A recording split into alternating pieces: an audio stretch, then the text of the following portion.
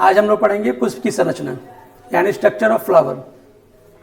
आपके सामने ये एक फूल का फिगर है, इसके सारे भागों को समझना है एक एक करके। पहले जैसे अगर भागों के बारे में चर्चा की जाए तो पुष्प में जो सबसे मुख्य भाग होते हैं उनको एक एक करके जानते हैं। जैसे ये जो नीचे वाला पार्ट होता है इसको क्या बोलते हैं? इसको बोलते हैं पुष्पवृंत।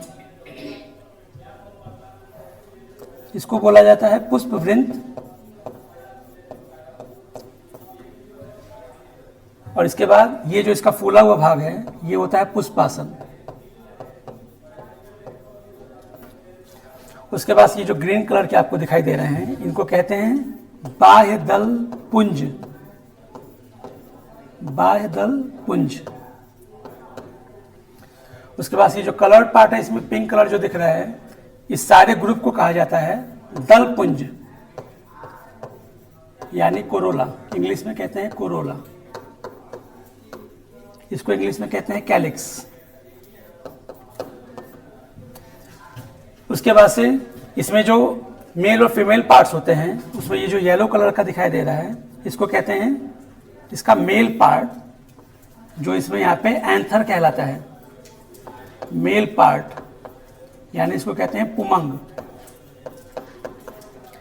इसके एक हिस्से को क्या कहते हैं? स्टैमेन यानी पुंकेसर।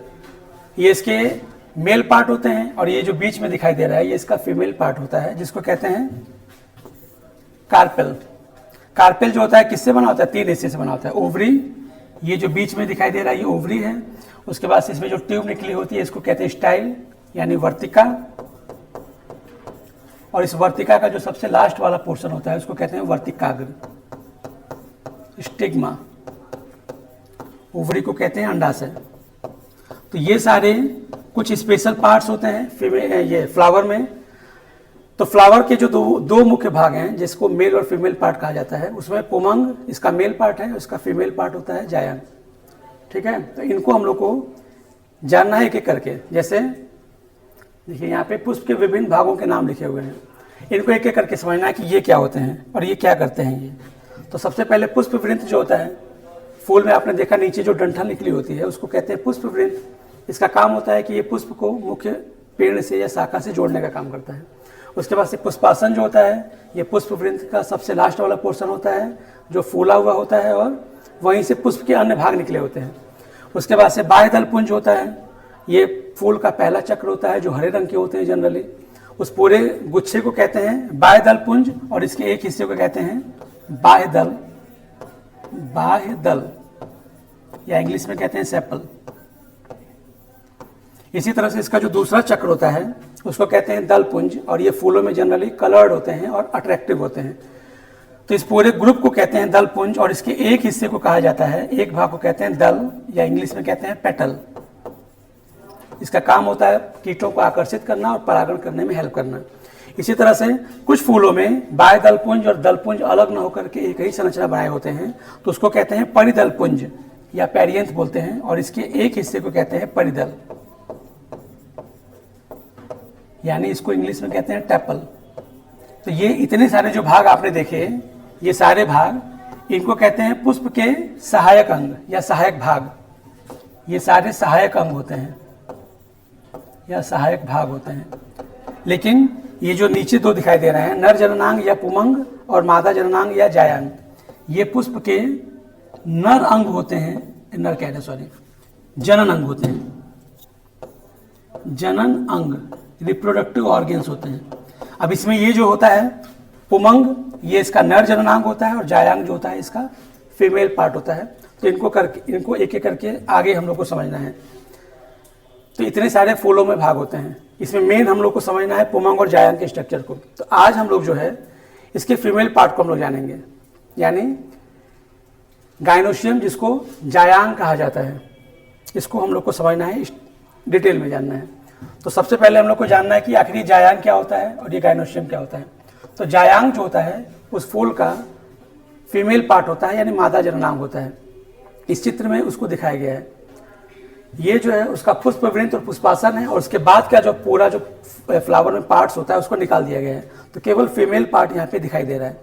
ये जो अंदर इसके फूला हुआ पार्ट दिखाई दे रहा है यहाँ से यहाँ तक, इसको कहते हैं ओवरी, और इसकी वॉल को कहते हैं ओवरी वॉल, और इस ओवरी के अंदर होता है ओव्यूल, जिसको कहते हैं हिंदी में बीजांड, और इस ओवरी से जो निकली हुई ट्यूब होती है उसको कहते हैं स्टाइल या वर्तिका, जैसे अभी हम लोगों ने पीछे भी जाना है इसको, और इस वर्तिका का जो सबसे लास्ट वाला हिस्सा होता है उसको कहते हैं वर्तिकाग्र, वर्तिकाग्र। तो यहाँ पे आप देख पा रहे होंगे ये जो जायांग होता है वो एक या एक से अधिक अंडकों से मिलकर के बना होता है। अंडक का मतलब कार्पेल होते हैं, और एक जो अंडक होता है उसमें 3 हिस्से होते हैं। जैसे इसमें अगर एक कार्पेल होगा तो उसमें अंडाशय, वर्तिका और वर्तिकाग्र होगा, लेकिन एक से अधिक अगर होगा तो उसमें अलग अलग ये सारे हिस्से दिखाई देते हैं। तो जनरली जो अंडक होते हैं वो 3 भागों से मिलकर के बना होता है। उसका फूला हुआ भाग ओवरी कहलाता है, ओवरी से निकली हुई ट्यूब को स्टाइल या वर्तिका बोलते हैं, और उस वर्तिका का जो सबसे ऊपर वाला हिस्सा होता है इसको वर्तिकाग्र कहते हैं। तो ये 3 हिस्से होते हैं उसके अंडक में, और ढेर सारे अंडकों से या एक अंडक से मिल करके उसका जायांग बना होता है। तो अब हम लोग को, जैसे हम लोगों ने जायांग को तो समझ लिया है, अब इसके आगे जो है हम लोग को बीजांड की संरचना को समझनी है, यानी जिसको गुरु बीजाणुधानी कहते हैं। ये बीजांड एक्चुअल में कहाँ होता है, तो इस चित्र में जब आप देखेंगे तो ये जो इसका अंडाशय है, इस अंडाशय के अंदर इसके बीजांड होते हैं। तो उसी बीजांड की संरचना को हम लोग को स्टडी करना है कि आखिर ये बीजांड कैसा होता है, किस किस चीज़ों से मिलकर बना होता है। तो जैसे कि इस चित्र में आप देखिए, बीजांड को गुरु बीजाणुधानी भी कहा जाता है, या इसको इंग्लिश में अगर कहा जाए तो ओव्यूल या मेगास्पोरेंजियम कहा जाता है। ये जो फिगर आपके सामने है, ये फिगर किस चीज़ का है, ये है ओव्यूल का, यानी इसी को बीजांड कहते हैं। तो इसकी संरचना को समझना है कि इसमें कौन कौन से भाग होते हैं। तो इसकी संरचना को समझने के लिए इस चित्र को आप ध्यान से समझेंगे, इनके सारे भागों को समझेंगे। तो इसमें जो सबसे पहले ये जो नीचे वाला हिस्सा दिखाई दे रहा है इसको कहा जाता है फ्यूनिकिल, या हिंदी में अगर कहा जाए तो इसको कहते हैं बीजांड वृंत। इस बीजांड वृंत का काम होता है कि ये बीजांड वृंत जो है अंडाशय से इस बीजांड को जोड़ने का काम करता है। तो ये बीजांड वृंत का काम हो गया। उसके बाद से ये जो इसमें आपको ये ब्राउन कलर के जो दिखाई दे रहे हैं, ये इसमें ये वैस्कुलर सप्लाई है। वैस्कुलर सप्लाई का मतलब होता है कि इसके अंदर जाइलम और फ्लोएम के वैस्कुलर सप्लाई होती है, जो इसके अंदर बीजांड के अंदर वाटर को और फूड मटेरियल्स को सप्लाई करते हैं। उसके बाद से ये जो आपको बीजांड वृंत दिखाई दे रहा है, तो ये जो पूरा जो हिस्सा दिखाई दे रहा है यही एक्चुअल में बीजांड होता है। तो इसके भी कई सारे पार्ट्स होते हैं। जैसे इसका जो सबसे ऊपर वाला हिस्सा होता है उसको कहते हैं चैलेजल एंड, या इसको निभाग कहा जाता है, निभाग। उसके बाद से इस निभाग से निकली हुई कई सारी लेयर्स की तरह से स्ट्रक्चर्स दिखाई देते हैं, उनको इंटेगुमेंट बोलते हैं, या इसको हिंदी में अगर कहें तो अध्यावरण कहा जाता है। ये अध्यावरण इन बीजांड्स में एक या एक से ज़्यादा हो सकते हैं। किसी में एक अध्यावरण हो सकता है, किसी में एक से ज़्यादा, द्वि अध्यावरणी, त्रि अध्यावरणी भी होते हैं ये। तो उसके बाद से इस पूरे बीजांड में ये जो मेन, जो मुख्य भाग इसमें दिखाई दे रहा है, जिसमें ढेर सारी कोशिकाएं दिखाई दे रही हैं, इसको न्यूसेलस बोलते हैं, या इसी को बीजांड काय बोला जाता है। यानी पूरी बीजांड की संरचना को एक्चुअल में बीजांड काय बोलते हैं। उसके बाद से ये जो इसमें इंटेगुमेंट दिखाई दे रहा है, इसमें बीजांड वृंत फ्यूनिक्यूल जो होता है, ये बीजांड से जहाँ पे जाकर के अटैच होता है उस हिस्से को हाइलम बोलते हैं, या इसको नाभिका कहा जाता है। ये वो हिस्सा होता है जो बीजांड वृंत और पूरे बीजांड को आपस में कनेक्ट करता है। उसके बाद इतने सारे भागों के बाद इसमें जो सबसे इंपॉर्टेंट हिस्सा होता है वो इसके सेंटर में होता है, ये बीच वाला हिस्सा। ये इसका बहुत इंपॉर्टेंट पार्ट होता है, जिसको एम्ब्रियो सैक बोलते हैं, या बीजांड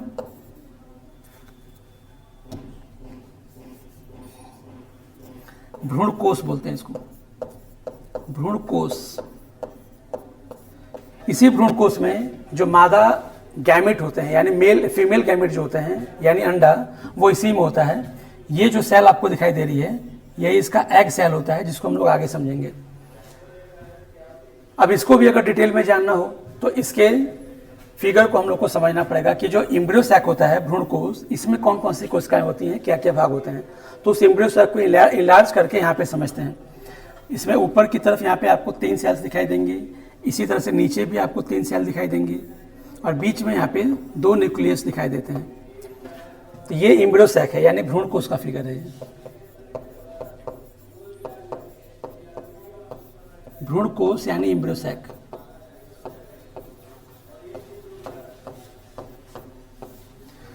अब इसमें इन सारी सेल्स को क्या कहते हैं, इनको भी जानना है हम लोग को। तो सबसे पहले अगर इस एम्ब्रियो सैक को हम देख रहे हैं, जैसे इस चित्र में भी देखिए, यहाँ पे ये जो फिगर आपको दिखाई दे रहा होगा माइक्रोपाइल, इसको बीजांड द्वार कहा जाता है, बीजांड द्वार। तो अगर ये एम्ब्रियो सैक का जो हिस्सा इस बीजांड द्वार की तरफ होता है, उधर की तरफ आने वाली जो 3 सेल्स होती हैं, इनको क्या कहा जाता है? तो इसमें ये जो ऊपर वाली जो 2 सेल्स दिखाई देती हैं, ये जो बीजांड वृंत है जिसको फ्यूनिक्यूल बोला जा रहा है, इसका क्या काम होता है? ये इस बीजांड को अंडाशय की दीवार से जोड़ने का काम करता है। ये जो येलो कलर का दिख रहा है, इसको कहते हैं वेस्कुलर सप्लाई। इसका काम होता है कि इस बीजांड के अंदर जाइलम और फ्लोएम के रूप में उसके अंदर जल को और भोजन को पहुंचाना होता है। इसी तरह से ये जो माइक्रोपाइल है, इसको कहा जाता है कि ये इसका बीजांड द्वार है। यहीं से पराग नली जो है इस बीजांड के अंदर प्रवेश करती है, इसीलिए इसको बीजांड द्वार कहते हैं। हाइलम जो होता है, इसको नाभिका बोला जाता है। ये वो हिस्सा होता है बीजांड का जहाँ पर बीजांड वृंत और ये बीजांड आपस में कनेक्ट होते हैं एक दूसरे के साथ। उसके बाद से ये ऊपर वाले हिस्से को निभाग कहते हैं, चैलेजा। उसके बाद से इस निभाग से निकले हुए कई सारी लेयर्स होती हैं, इनको इंटेगुमेंट या अध्यावरण कहा जाता है। और उसके बाद से इस पूरे बीजांड के अंदर जो मुख्य कोशिकाएं दिखाई देती हैं, इसको कहते हैं बीजांड काय या न्यूक्लियस बोलते हैं। इतने हिस्से के बाद इसमें जो सबसे मुख्य हिस्सा होता है, ये इसके बीच वाला हिस्सा होता है, जिसको क्या बोलते हैं? एम्ब्रियो सैक या भ्रूणकोश। यही इसका मेन हिस्सा होता है, जिसके अंदर इसका फीमेल गैमेट होता है।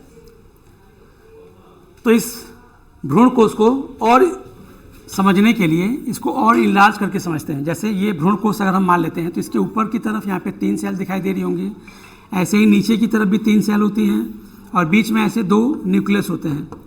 तो इनके कुछ स्पेशल नाम है, उन स्पेशल नाम को समझेंगे।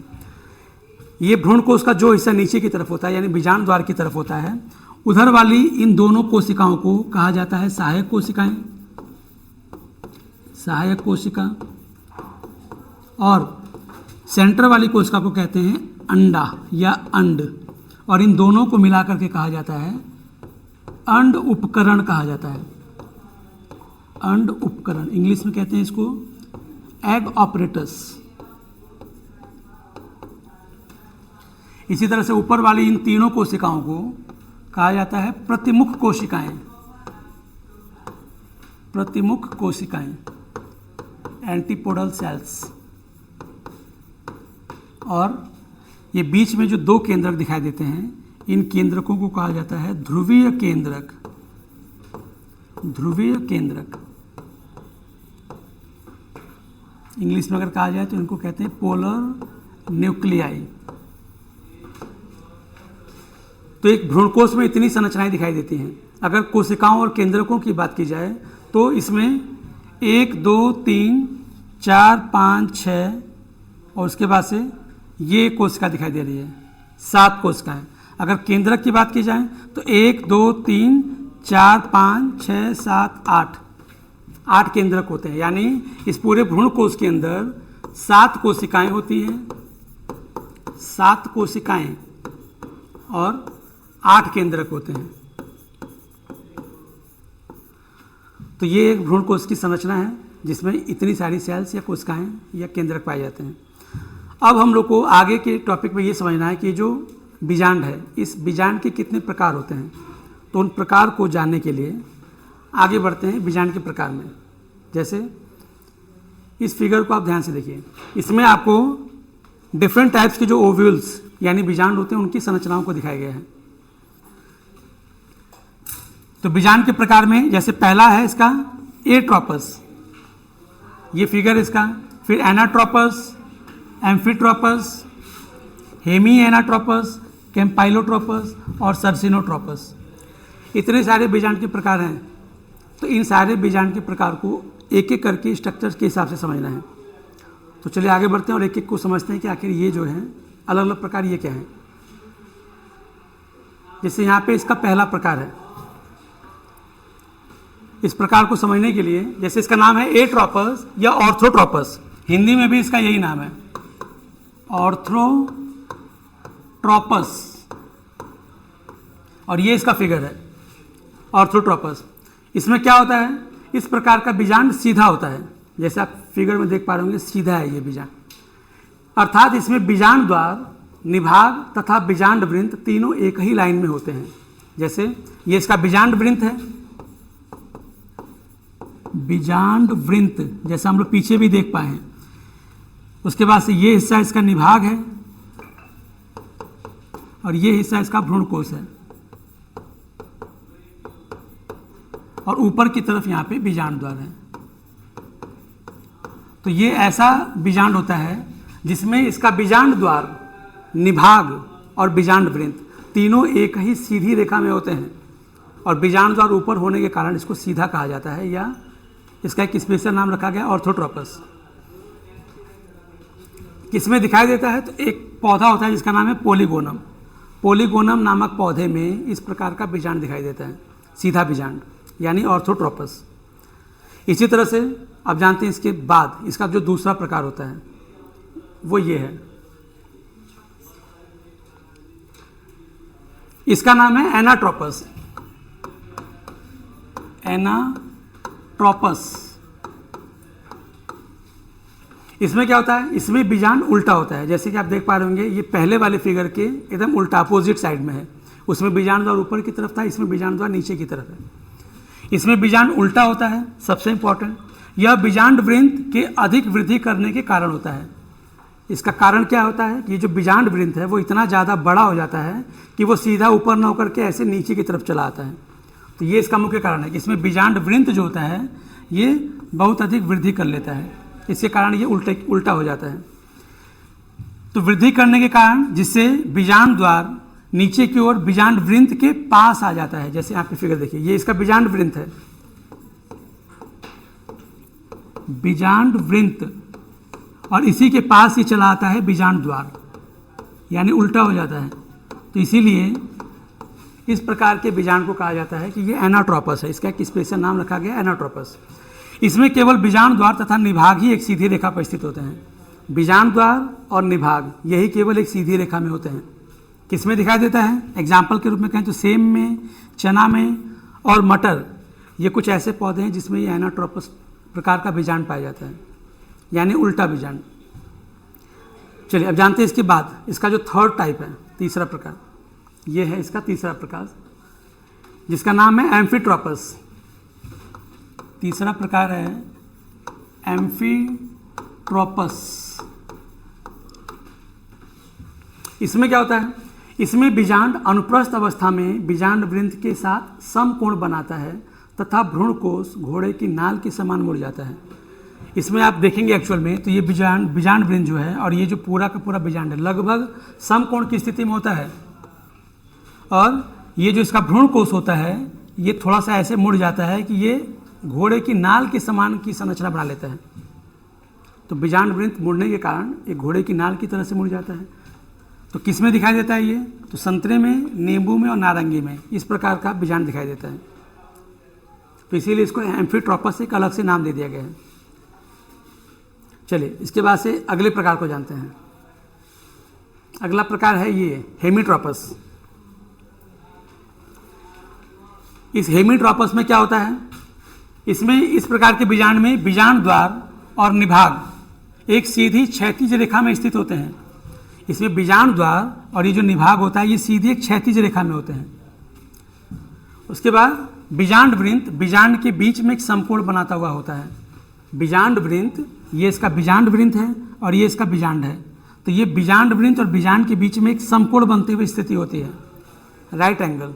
तो ऐसे इस प्रकार के बीजांड को हेमीट्रोपस कहते हैं, जिसमें पूरा बीजांड और ये बीजांड वृंत एक दूसरे से क्षैतिज रूप में हो जाए, यानी समकोण की स्थिति में। किसमें होता है ये, तो एक रैननकुलस नाम का पौधा होता है। ये जनरली एक्वेटिक प्लांट है, मतलब पानी में पाया जाता है, और इस प्रकार के पौधे में ये हेमीट्रोपस नाम का बीजांड पाया जाता है। चलिए इसके बाद से इसके अगले प्रकार को समझते हैं। ये इसका अगला प्रकार है जिसका नाम है कैम्पाइलोट्रोपस।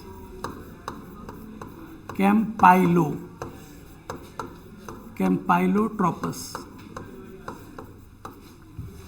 इसमें क्या होता है, इस प्रकार का बीजांड कुछ मुड़ा हुआ होता है। आप देख ही पा रहे होंगे इस चित्र में कि बीजांड जो है कुछ मुड़ा हुआ होता है।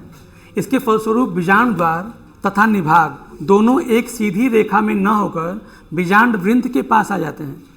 इसमें क्या होता है, निभाग और बीजांड द्वार एक सीधी रेखा में नहीं होते। देखिए बीजांड द्वार यहाँ पे है इसका और निभाग यहाँ पे, ये एक सीधी रेखा में नहीं है। सीधी रेखा में न होकर बीजांड वृंत के पास आ जाते हैं। मतलब ये जो बीजांड वृंत होता है ये लगभग बीजांड वृंत बीजांड द्वार के पास आ जाता है। तो इस प्रकार के बीजांड को एक स्पेशल नाम रखा गया है कैम्पाइलोट्रोपस। किसमें दिखाई देता है, तो कैपिरिडेसी और किनोपोडेसी कुल के पौधों में पाया जाता है। ये बहुत सारे अलग अलग कुल के पौधे होते हैं, तो एक कैपिरिडेसी और एक किनोपोडिएसी, ये एक कुल है पौधों का। उस कुल के सारे पौधों में लगभग ये वाला बीजांड दिखाई देता है, जिसको कैम्पाइलोट्रोपस कहते हैं। इसी तरह से एक और बीजांड होता है, ये लास्ट, इसका नाम है सर्सिनोट्रोपस। इसका नाम है सर्सिनोट्रोपस। इसमें क्या होता है, इस प्रकार के बीजांड में बीजांड वृंत लंबा होकर बीजांड को चारों ओर से घेरे रहता है। ये इसका बीजांड वृंत है। ये बीजांड वृंत ये इतना लंबा हो जाता है, वृद्धि करके इतना लंबा हो जाता है कि ये पूरे बीजांड को चारों ओर से घेर लेता है। तो अगर बीजांड वृंत उस पूरे बीजांड को चारों ओर से घेर ले तो इस प्रकार के बीजांड को सर्सिनोट्रोपस नाम रखा गया है। किसमें दिखाई देता है, तो नागफनी और कैक्टसी कुल के पौधे में। जिसमें कैक्टस आता है वो उस कुल का नाम है कैक्टसी। तो कैक्टस में और नागफनी यानी ये जो ऐसे पौधे होते हैं उसमें सर्सिनोट्रोपस दिखाई देता है। तो ये रहे बीजांड के प्रकार।